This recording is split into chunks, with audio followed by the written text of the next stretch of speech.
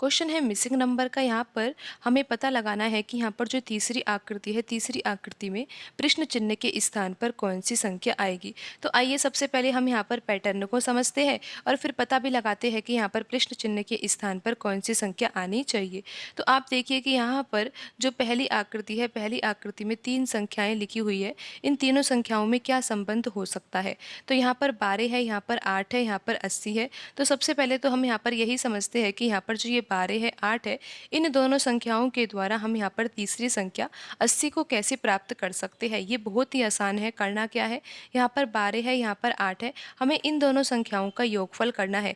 अगर 12 में 8 जोड़ा जाता है तो कितना आ जाता है, 20 आ जाता है। हमने क्या किया है, 12 और 8 को जोड़ दिया है और 12 में से 8 घटाना भी है, यानी कि हमें ये देखना है इन दोनों संख्याओं के बीच में अंतर कितने का है। तो अंतर यहाँ पर 4 का है। तो 20 में अगर 4 का गुणा किया जाएगा, यानी कि जो योगफल आया है वो तो 20 है और जो अंतर आया है वो कितना है, 4 है। तो 20 का गुणा 4 से करेंगे तो यहाँ पर कितना आ जाएगा, 80 आ जाएगा। और यहाँ पर आप देख ही सकते हो कि 80 ही लिखा हुआ है। आप एक बार फिर से समझ लीजिए, पैटर्न तो बिल्कुल आसान है। करना क्या है, इन दोनों संख्याओं को जोड़ना है, 12 और 8 को, तो योगफल तो 20 आएगा और इन दोनों संख्याओं के बीच में अंतर कितना है, 4 का है। तो योगफल का गुणा हमें अंतर से करना है, 20 का गुणा 4 से किया जाएगा तो यहाँ पर 80 आ जाएगा। अब हम इसी पैटर्न को यहाँ पर दूसरी आकृति में लगाकर देखते हैं कि यहाँ पर वही पैटर्न लग भी रहा है या नहीं। तो करना क्या है, यहाँ पर जो ये लिखा हुआ है 16 और यहाँ पर लिखा हुआ है 7, तो इन दोनों संख्याओं का हमें योगफल करना है। योगफल करेंगे तो 23 आएगा। 16 प्लस 7 कितना होता है, 23 आता है। और इन दोनों संख्याओं के बीच में अंतर कितने का है, अंतर यहाँ पर कितने का है, आपको पता है कि अंतर तो यहाँ पर 9 का है। 16 में से 7 घटाएंगे तो कितना आएगा, 9 आएगा। फिर क्या करना है, योगफल का गुणा अंतर से करना है। 23 का गुणा 9 से करा जाएगा तो कितना आ जाएगा, 207 आ जाएगा और यहाँ पर 207 ही लिखा हुआ है। तो पैटर्न तो बिल्कुल आसान है। अब हम इस पैटर्न को यहाँ पर तीसरी आकृति में जो संख्याएं लिखी हुई है उन संख्याओं में भी यही पैटर्न लगा देते हैं और पता लगाते हैं कि प्रश्न चिन्ह के स्थान पर कौन सी संख्या आएगी। तो यहाँ पर है 25, यहाँ पर है 21। हमें क्या करना है, दोनों संख्याओं को जोड़ना है। 25 प्लस 21 तो 46 होता है और इन दोनों संख्याओं के बीच में अंतर कितने का है, 25 में से 21 घटाएंगे तो यहाँ पर अंतर आएगा 4 का। तो 46 का गुणा अगर 4 से किया जाएगा, यानी कि अंतर और योगफल का हमें गुणा करना है। तो 46 तो यहाँ पर योगफल है और 4 यहाँ पर अंतर है। किन दो संख्याओं के बीच का, यहाँ पर आपको पता है 25 में से 21 घटाया है ना, तो यहाँ पर 4 आया है और 25 और 21 को जोड़ा गया है तो यहाँ पर 46 आया है। तो 46 का गुणा अगर 4 से किया जाएगा तो कितना आ जाएगा, ये आपको पता है कि 184 आ जाएगा। तो यहाँ पर प्रश्न चिन्ह के स्थान पर कौन सी संख्या आएगी, संख्या यहाँ पर 184 आएगी। और आप ये देख ही सकते हो कि कौन से ऑप्शन में आंसर लिखा हुआ है, यहाँ पर ऑप्शन बी सही होगा। एक पैटर्न और भी है, आप उसे भी समझ लीजिए, वो भी यहीं से पहले वाले पैटर्न से ही आया है। आप यहाँ पर ध्यान से समझिए कि यहाँ पर 12 है, यहाँ पर 8 है, तो यहाँ पर अगर हम 12 के वर्ग में से 8 का वर्ग घटा दे तो आंसर वही आएगा, क्या आएगा, यहाँ पर 80 ही आएगा।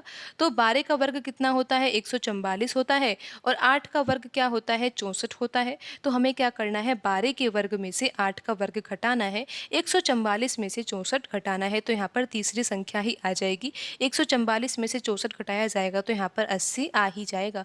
अब हम इस पैटर्न की जाँच भी करेंगे और जाँच करने के लिए यहाँ पर जो दूसरी आकृति दी हुई है, दूसरी आकृति में संख्याएं लिखी हुई है, उन संख्याओं के बीच में भी हम यही पैटर्न लगाएंगे। करना क्या है, बिल्कुल आसान पैटर्न है। यहाँ पर 16 है, यहाँ पर 7 है, तो हमें 16 के वर्ग में से 7 का वर्ग घटाना है।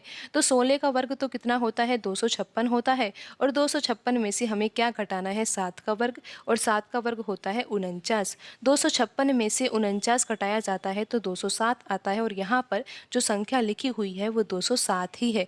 अब हम इसी पैटर्न को यहाँ पर तीसरी आकृति में जो संख्याएं लिखी हुई है उन संख्याओं में लगा लेते हैं और पता लगाते हैं कि प्रश्न चिन्ह के स्थान पर कौन सी संख्या आएगी।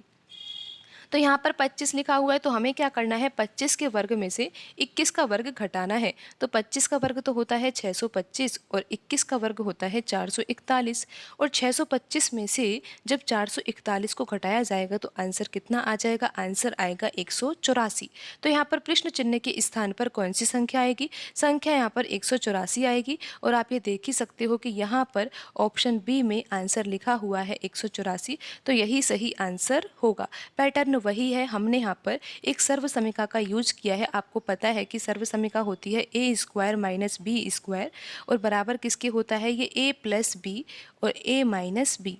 आपने देखा कि जो यहाँ पर हमने पहला पैटर्न लगाया था उसमें हमने क्या किया था, दोनों संख्याओं को जोड़ा था और अंतर भी निकाला था। तो यहाँ पर आप देख ही रहे हो कि a प्लस बी का मतलब यही है ना कि दोनों संख्याओं को जोड़ना है। तो यहाँ पर हमने 12 और 8 को जोड़ा था तो 20 आ गया था, और फिर हमने इनके बीच में अंतर भी निकाला था, 12 माइनस 8 किया था, तो यानी कि a माइनस बी का मतलब वही है कि दोनों संख्याओं के बीच में अंतर। तो यहाँ पर a में से b घटाना यानी कि 12 में से 8 घटाना, तो यहाँ पर कितना आएगा, 4, और 20 का गुणा 4 से किया जाएगा तो 80 ही आएगा। और ये किसके बराबर है, ए स्क्वायर माइनस बी स्क्वायर के बराबर। आपको पता है कि दूसरे पैटर्न में हमने क्या किया था, 12 के वर्ग में से 8 का वर्ग घटाया था। तो ए यहाँ पर 12 है, तो 12 के वर्ग में से हम बी यहाँ पर 8 है, तो यहाँ पर 8 का वर्ग घटाएंगे तो 12 का वर्ग 144, 8 का वर्ग कितना होगा, 64। तो 144 में से 64 घटाया जाएगा तो 80 ही आ जाएगा। तो यहाँ पर इस सर्वसमिका का ही यूज़ हो रहा है और इस तरह से यहाँ पर दो पैटर्नों को बताया गया है।